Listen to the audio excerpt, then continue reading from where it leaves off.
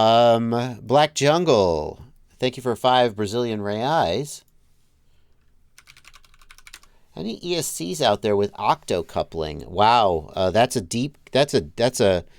long time since I've heard that name. Optocoupling means that the input and the output side of the ESC are electrically isolated by an optocoupler.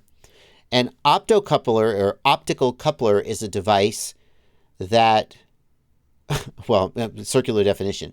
It provides electrical isolation between two electrical circuits that need to communicate. And the way it does it is that the electrical signal comes into the optocoupler. It is converted to light via, I guess, like a diode, an LED or something. I don't actually know. It's converted to light.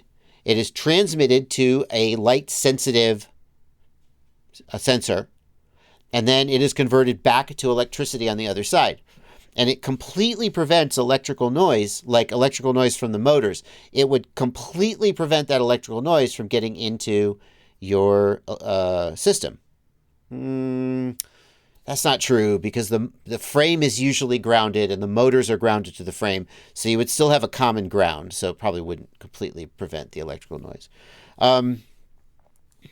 Optocoupled ESCs are a thing, but they are rare, and they're never used in FPV down in little mini quads and stuff.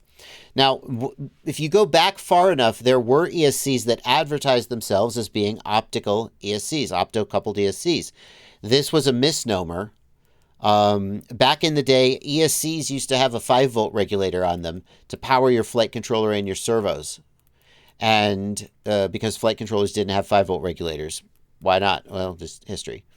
Because ESCs had the 5-volt regulators, so the flight controller didn't need them. And then people started making what they called opto ESCs, which meant an ESC that doesn't have a 5-volt regulator, but typically they were not actually optically coupled. It was just a marketing thing. Anyway, little history there. They are out there, but they're rare, and you're not going to find them for mini quads.